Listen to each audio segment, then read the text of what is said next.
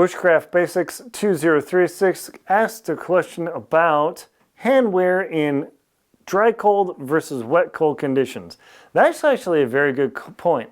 In dry conditions, gloves like these, no problem, but in wet conditions, miserable. Let me go through my list of gloves here and I'll show you. I've got these black diamond gloves. If it's wet cold, they're miserable. They literally sponge water up. I mean, I was freezing my fingers in Yellowstone years ago with these.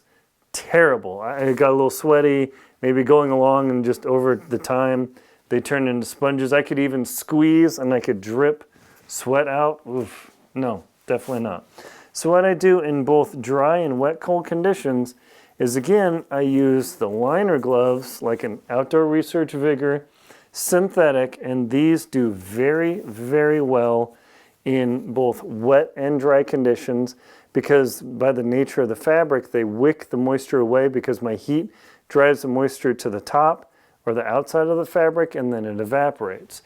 In both cold and wet or cold, wet and dry conditions, a waterproof glove is the way to go. Now, I say that, but if you, all of a sudden it gets super warm and you start sweating in the glove, stop. Do not sweat in your gloves. I have made that mistake in my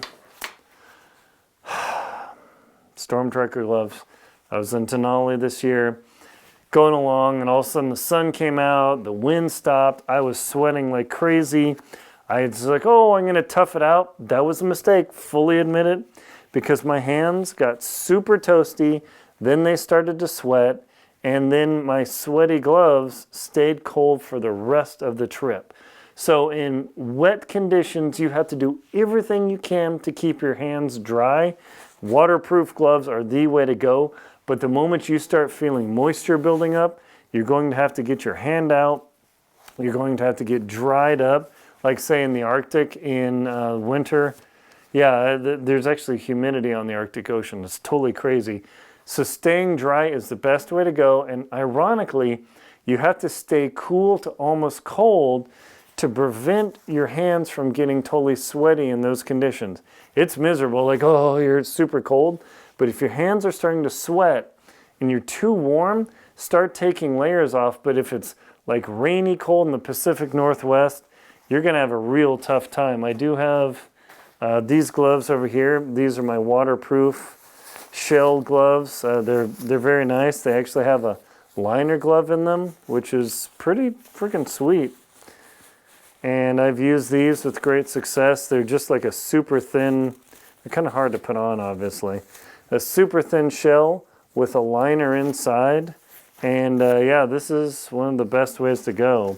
So presumably if you're in the cold where it's like 40 degrees Fahrenheit or about 70 degrees Celsius, that is the most miserable conditions. I literally just put my shell jacket on and like, I put my shell jacket on here and then I just simply draw my hands into my jacket when I'm hiking in the rain and just leave it like this. I avoid wearing gloves like that at all costs. So wet, cold conditions are the hardest to deal with. Dry, cold's easy. You could go way colder. But wet, cold, suck your hands in. Keep your hands and yourself cool, and you'll do about the best you can do. Thank you very much for watching. Please leave questions in the comments below.